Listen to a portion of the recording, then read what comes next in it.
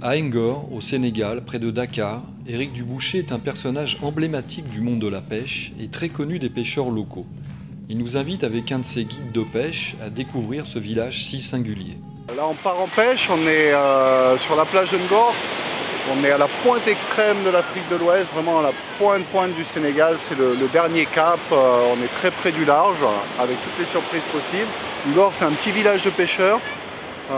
J'ai tendance à dire les irréductibles gaulois du bout de l'Armorique, parce que c'est vraiment le petit village d'irréductibles en pleine ville.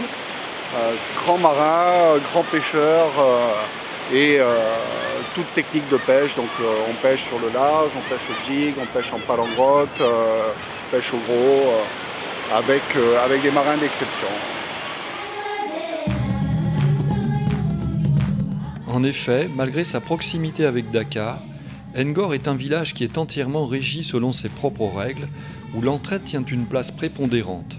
Un pêcheur local nous explique l'organisation du village. C'est un village de pêcheurs, 8500 habitants sans compter les enfants. Alors on est tous parents.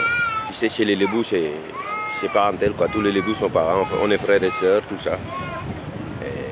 Et du bout là jusqu'à l'hôtel là-bas, on se connaît tous. Alors s'il y a quelque chose à faire, il y a du mal, on se réunit tous, on trouve un moyen. S'il y a du bien, on partage. S'il y a le mal, on essaie de dégager. C'est ça les villages de Lébou. Et ça se transmet de génération en génération. Par exemple, les générations futures, ils font le même truc. Ils vont faire le même topo qu'on a fait. Dans l'organisation sociale, la famille est un élément majeur qui respecte une hiérarchie patriarcale et religieuse. Parce que comme nous vivons dans une grande famille, et on n'est jamais majeur, quoi.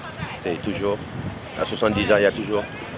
On n'est jamais majeur, même à 70 ans. Alors il y a toujours quelqu'un, le parent ou l'oncle ou le papa, le frère du papa qui devient toujours le chef de la maison. Alors on doit le consulter, tout ça. Si on a des trucs à faire, on se réunit et c'est lui qui donne. C'est le sage, quoi.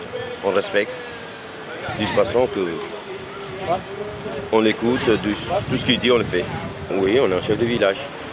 On a les notables du village qui sont à la mosquée et les chefs du village qui est là-bas. S'il y a un problème, on va d'abord les consulter. Parce que c'est eux les chefs. C'est pas une question de chef, mais c'est une question de respect, quoi. On les respecte. S'il y a des problèmes dans le village, par exemple, les problèmes de la mer, les problèmes des terrains, avec l'État. Parce que des fois, il y a les autorités qui viennent nous proposer des trucs. Si on n'est pas d'accord, bon, ils vont consulter les chefs du village. Et on va essayer de mettre tout en ordre, comme ça, des deux côtés, il n'y a pas de perdant. Voilà. C'est toujours comme ça. Parce que les autorités vont d'abord voir nos chefs du village, le chef du village, l'imam, tout ça, et puis ils nous réunissent. Comme aujourd'hui, l'appel de la prière du vendredi, l'imam il dit toujours quelque chose. À Ngor, certains ont la réputation d'être de grands pêcheurs. Le plus grand pêcheur de marlin du village, il est là à côté de moi, il s'appelle Djibril Sam. Le plus grand plongeur du village, il est là-bas, il s'appelle Ousmane Sam, Congo. Voilà le président du pêcheur du village de Ngor s'appelle Moustapha Sen et Mampod Gueye. Au Sénégal, les pêcheurs apportent un soin tout particulier à la décoration de leurs bateaux.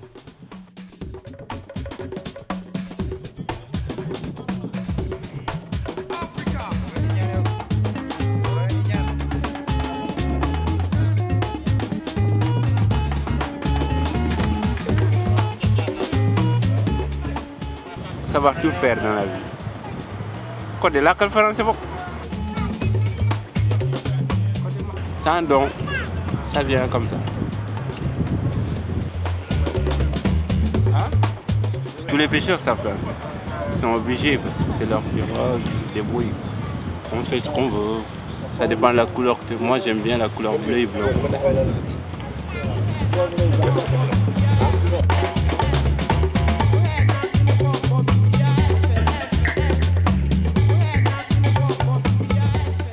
Ngor est un village dont l'activité principale est la pêche en mer. Mais l'élevage des moutons est un complément non négligeable.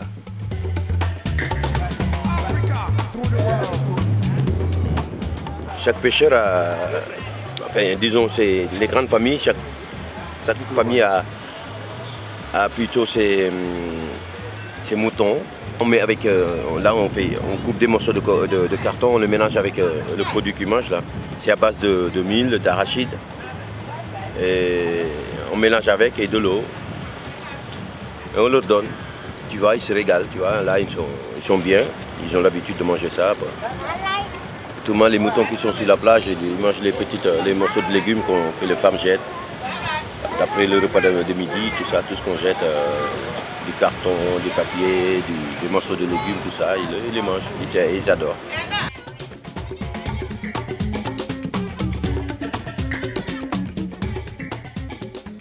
Dans les ruelles, on peut rencontrer des baobabs qui servent au rituel des cérémonies et de nombreuses boutiques de petits commerces.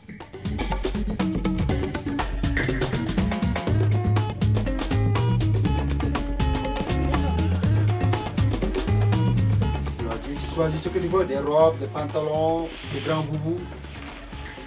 Voilà, c'est la couture, voilà. Et couture hommes et femmes. Les gens ils s'habillent ici? Ouais, ils s'habillent ici, ouais. Ça va top. Ils s'habillent ici, des robes, des pantalons, des grands boubous, tout ça. C'est à toi de choisir. À Ngor, la solidarité entre les pêcheurs est une valeur fondamentale. Les gars qui pêchent rien, les autres ils leur donnent quelque chose pour acheter de l'essence, des trucs comme ça. Tout le monde se connaît, c'est une village de famille.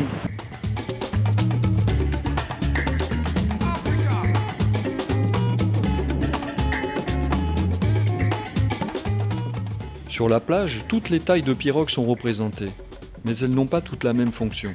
Ça, c'est les grandes pirogues qui font des filets pour les appâts, les yabois, des trucs comme ça.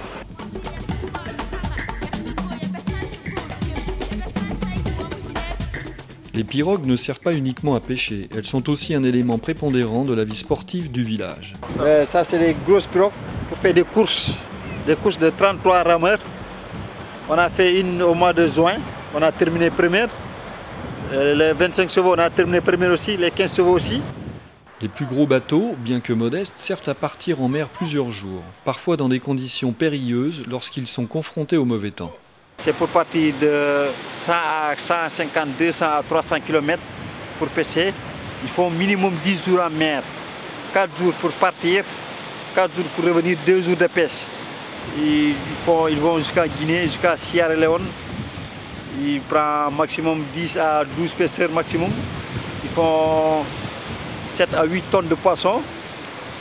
Donc ils ont 700 à 800 litres à bord.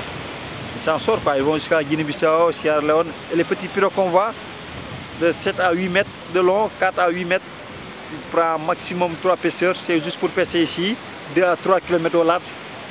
Mais sinon, il y en a, pendant la pêche à l'espadon, il y a des pirogues qui vont jusqu'à 40 à 50 km pour pêcher le marlin, l'espadon, des thons, albacores, tout ça. Ça, c'est de mai jusqu'à novembre, décembre pour les pirogues.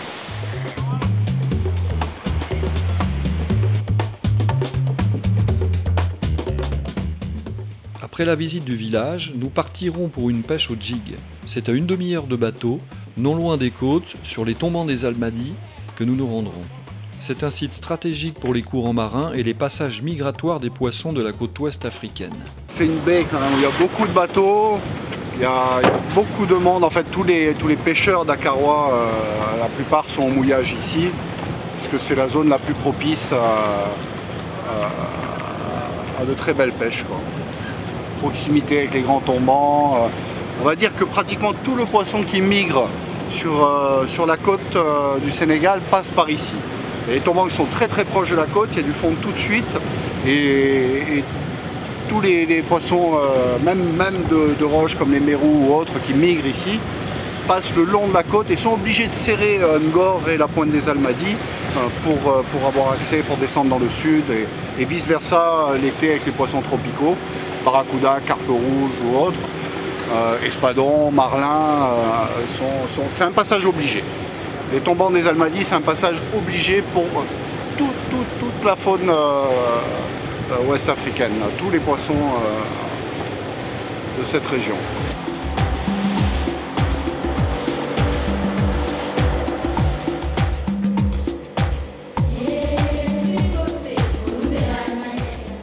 Si Ngor est très connu par les Occidentaux pour la pêche, c'est aussi un spot de surf renommé, très apprécié des surfeurs.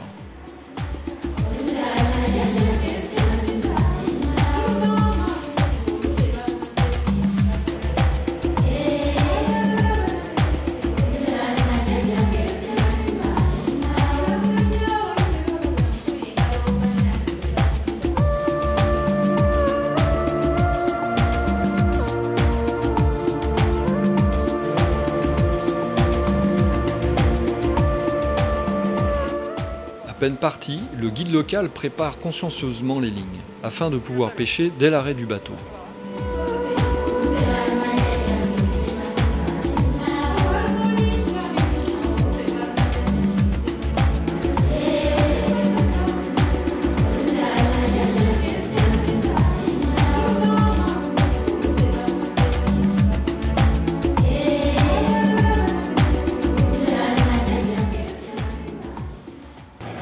Donc là, en fait, on va essayer de pêcher au jig là, sur 2-3 épaves. C'est la première sur laquelle on arrive. C'est une épave qui a été immergée volontairement pour la pêche. C'est des vieux bateaux qui croupissent dans les ports africains, qui sont récupérés par la fédération de pêche et qui sont immergés sur le long de la côte, là, près de Dakar. De bons supports pour la pêche sportive, notamment pour le jig, pour des pêches à soutenir, palangrotte ou autre. Celui-ci a été mis à l'eau l'année dernière, il est assez récent, peut-être un peu trop récent pour être efficace, mais on a déjà eu l'occasion de faire quelques sérioles dessus. Donc je fais un premier passage avec au ralenti, puis je m'arrête, je regarde la dérive en fait, vent courant, pour pouvoir me replacer efficacement deuxième passage. Et là on va mettre des jigs à l'eau et tenter le coup. Donc l'objectif c'est plutôt de la sériole, hein. Poisson qui est bien connu sur les côtes méditerranéennes, qui est un magnifique poisson de sport. Voir des badèches, mérous sur cette saison. Ça va être difficile parce qu'on a une dérive rapide. Il y a le vent et le courant dans la même direction, donc on passe très très vite sur le spot. Indispensable pour le jig, bien sûr, sondeur, pour voir s'il y a du poisson, pour se positionner au mieux sur l'épave, et GPS pour être le plus précis possible.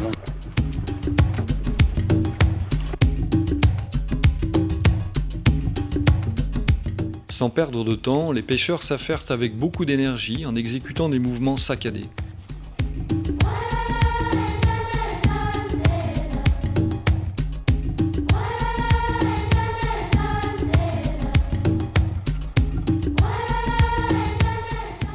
La technique du jig porte ses fruits et les sérioles sont au rendez-vous.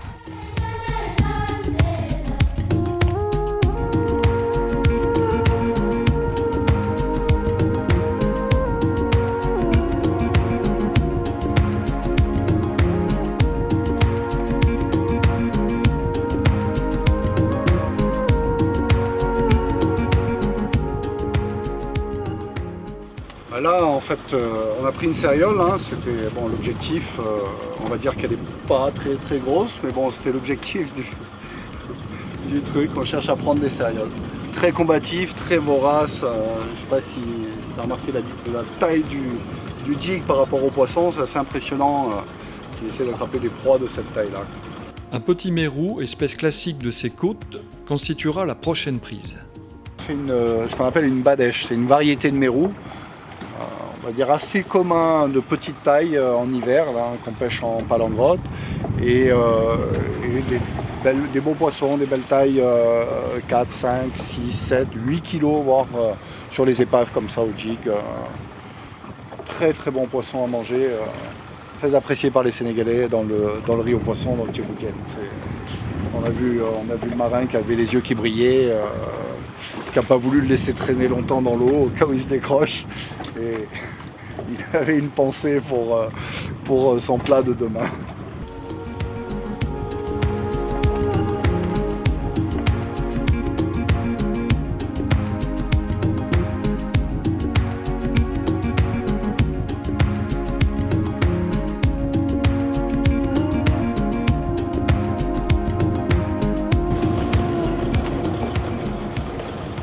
Voilà, ça c'est bon, une céréole, une petite céréole, mais une céréole. Sympa. La particularité de la zone, vraiment de la pointe des Almadies, hein, du Cap-Vert, c'est vraiment la ligne de démarcation entre les courants du nord, là, le courant des Canaries, qui est un courant froid, et les contre-courants équatoriaux.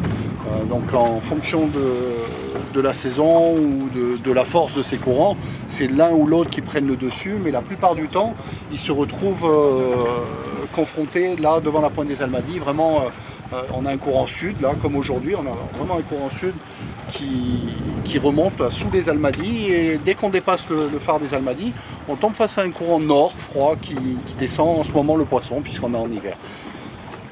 Le courant sud, contre-courant équatorial, qui nous amène en été tous les poissons tropicaux, les grands pélagiques, les espadons ou autres, en hiver provoque des remontées, ce qu'on appelle des upwelling, des remontées du fond, quand il est violent, avec une eau froide chargée en plancton, qui évidemment favorise toute la chaîne alimentaire, donc la vie, les petits poissons, qui sont suivis par nos proies.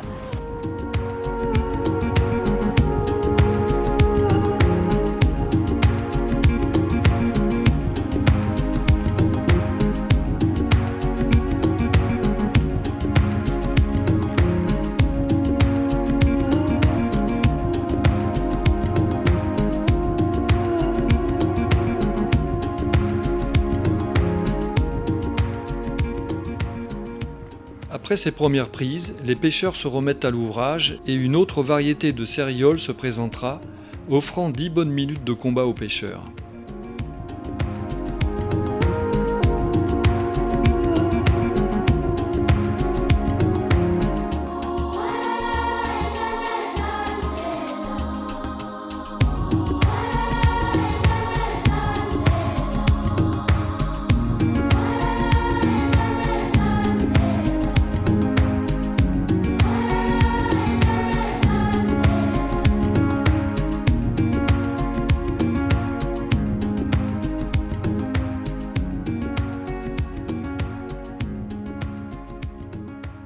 C'est une autre variété, je ne sais pas si on la trouve en Méditerranée, mais elle est plus courte, un peu plus haute, et elle finit moins grosse. En tout cas, j'ai vu au maximum jusqu'à 15-20 kg. Alors que les premières cérioles là, qui sont allongées sont des poissons qui montent jusqu'à, ici en tout cas, jusqu'à 50 kg. Je sais qu'il s'en fait ailleurs dans le monde jusqu'à 70 kg. C'est un poisson qui un combat vraiment impressionnant, des combats qui durent une demi-heure avec vraiment de très très bon matériel.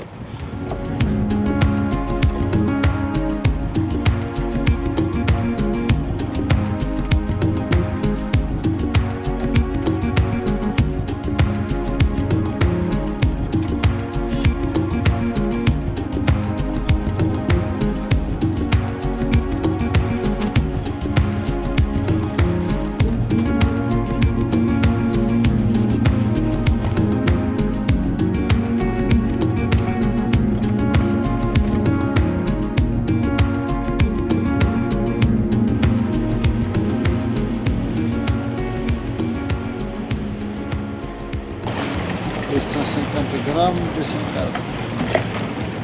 Celle-là ou celle-là? Celle-là. 250. On arrive sur une épave là, qui a été immergée il n'y a pas très longtemps, il y a 2 ans, et qui est assez productive. Elle est très proche d'une bande de rochers, d'une arête rocheuse, sur laquelle on pêchait déjà céréoles et badèche, là, une petite variété de mérou. Et on s'est retrouvé à pêcher quasiment tout de suite dessus. 6 mois plus tard, on faisait des poissons. Avec aussi de beaux passages d'espadons voiliers, surprenants, mais probablement avec la présence de petits poissons autour de l'épave, de vifs ou autres. On a fait de belles pêches d'espadons voiliers dessus, alors qu'il y a très peu de fond, il y a une 50aine de mètres. Et belle surprise que la productivité de cette épave en tout cas. La dérive du bateau est importante dans la pêche au jig et doit être parfaitement contrôlée, surtout lorsqu'elle s'effectue au-dessus d'une épave. Mais la maîtrise de la gestuelle du jigging reste un élément essentiel, car la réaction du poisson en dépend.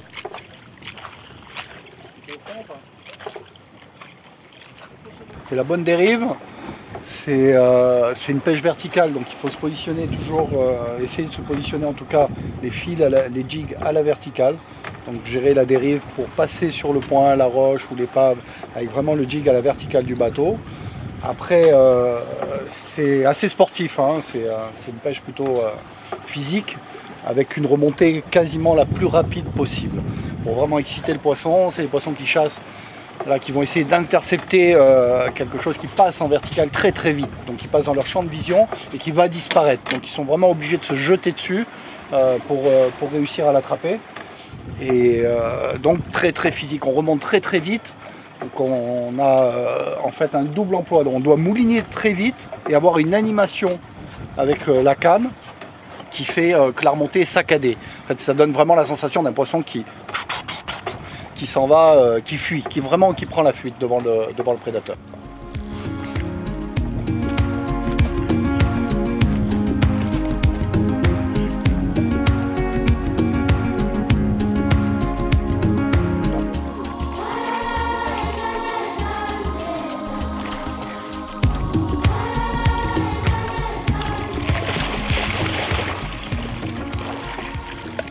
Joli. Combien de kilos à peu près? Combien de kilos je sais pas. Combien, Issa 8-9 kilos, hein, mais pas mal. Belle céréale. Joli.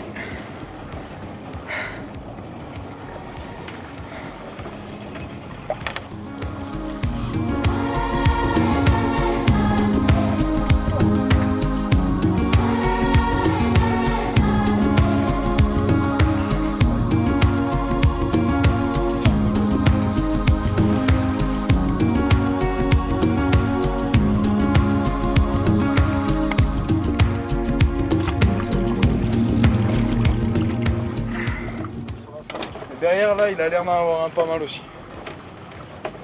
Joli poisson, joli poisson. Ah non, ça commence à être des beaux poissons, hein, sympa au jig. Tu veux l'arranger, hein? Ouais.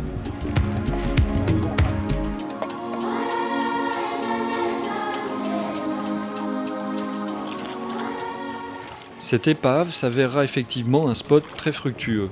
Les prises de poissons de plus en plus gros s'enchaînant en très peu de temps, nous aurons la chance d'avoir eu un panorama des différentes espèces de cérioles qui existent au Sénégal. Ainsi s'achèvera cette journée de pêche à Ngor. Elle est plus longue en fait. Les autres, elles sont plus larges, plus hautes. Il y a 3 variantes. Je pense que dans différents océans, on arrive à avoir des petites variantes à chaque fois de chaque poisson comme ça. Bah, j'ai vu 2-3 photos où ça m'avait l'air légèrement différent, petites variantes. Et ici 3. Selon les océans, selon la zone, même parfois plutôt Caraïbes ou plutôt ici dans les côtes africaines. On le voit sur les barracudas, sur les carpes rouges, ça reste vraiment des espèces endémiques, quoi. Mais on retrouve un peu partout dans le monde vraiment des similitudes étonnantes. Ici par exemple il y a 6 espèces de carpes rouges et on retrouve des variantes étonnantes dans le Pacifique. C'est vraiment des points communs, les dents, l'œil, des traits sur le corps, avec une coloration différente, avec un comportement qui reste similaire.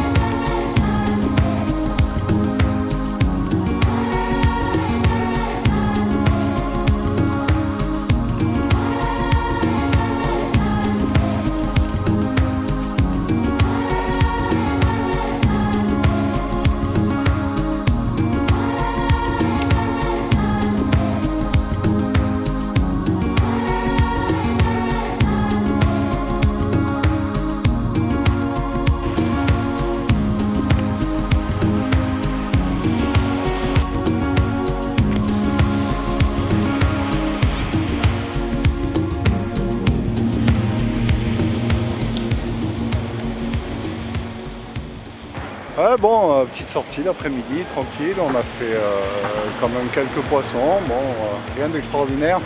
Mer un peu difficile, encore assez formée. Mais bon, on se débrouillera mieux demain.